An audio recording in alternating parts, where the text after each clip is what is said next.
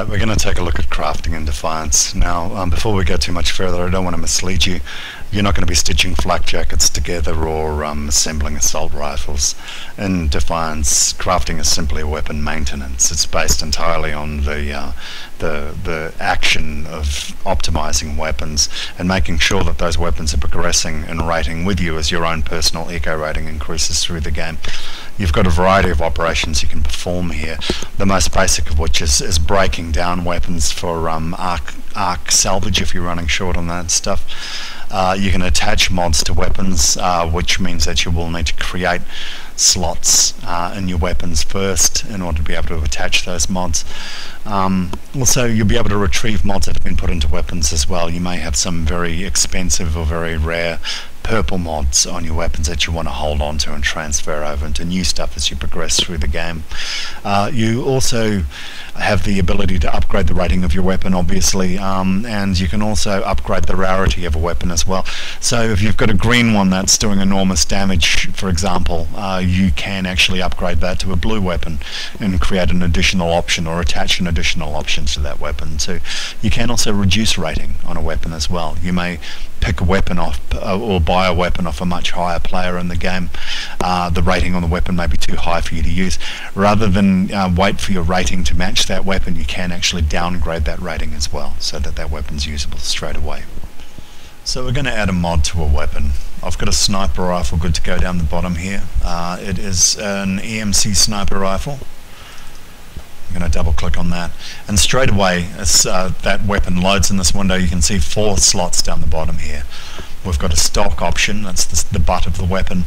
There's the barrel, a magazine slot, and also a telescopic sight slot as well. And these are consistent with all weapons other than blades in the game as well. So pretty much everything from a detonator to a BMG is going to have these 4 slots down the bottom. And you'll notice all those other windows have disappeared, all those other buttons, and we're only presented with the ones that are most relevant to the operation we can perform down here. So what I'm going to do is double click the attach mods button.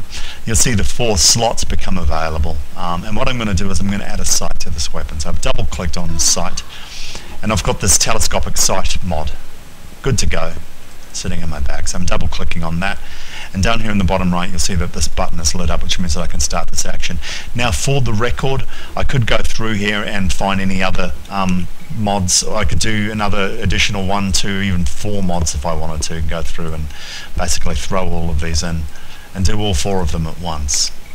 You'll notice before you commit up here that by this barrel mod's giving me an additional 10% critical multiplier on top of that, and by having this scope that I'm looking at adding on as well, it will increase the aim accuracy of this weapon by about 10%.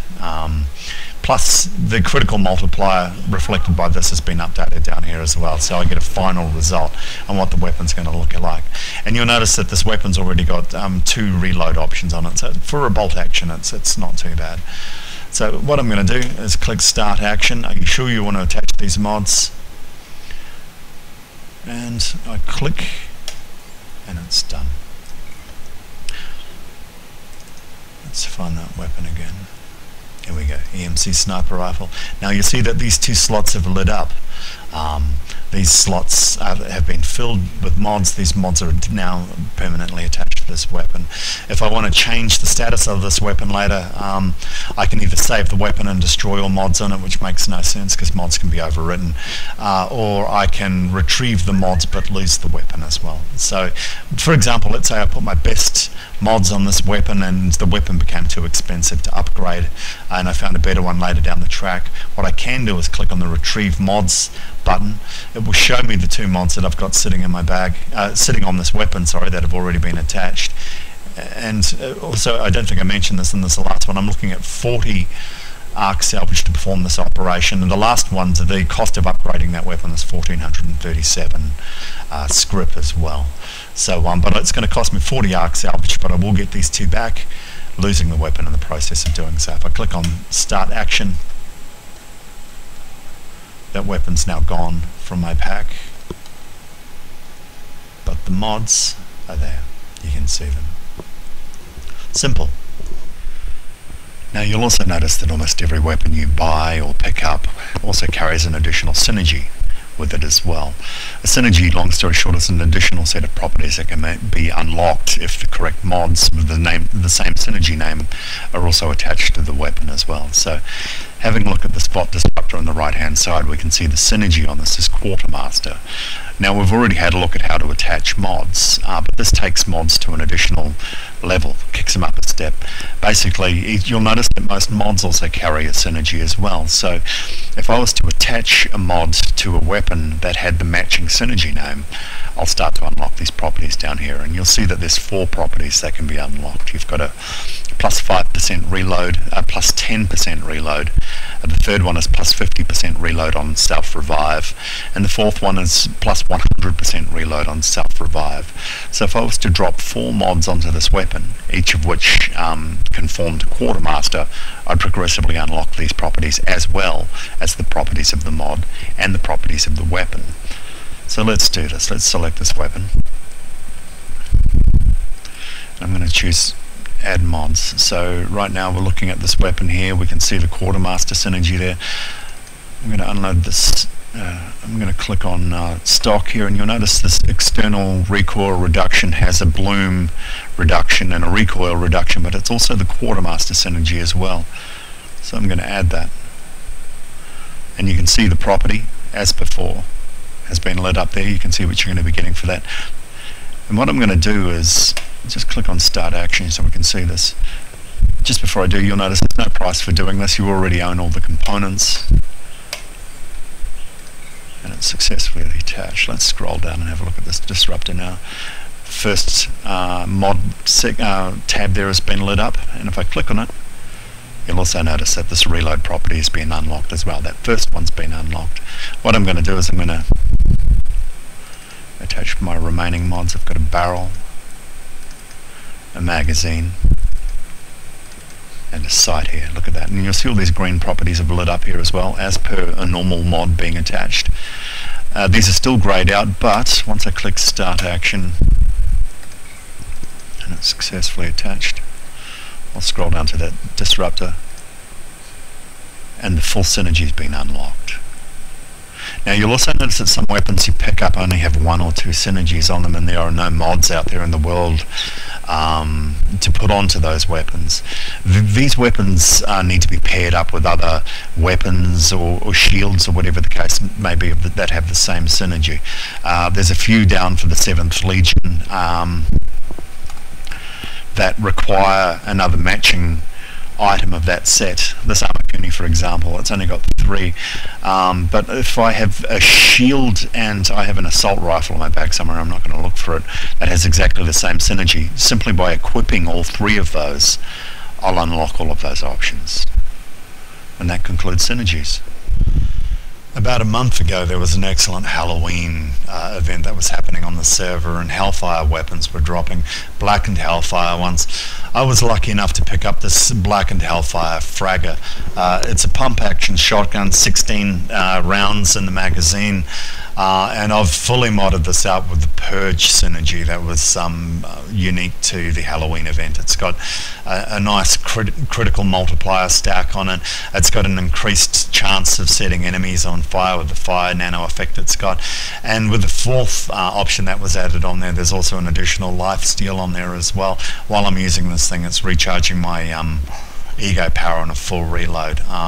So it's been a beautiful thing. This thing's been looking after me for the longest time.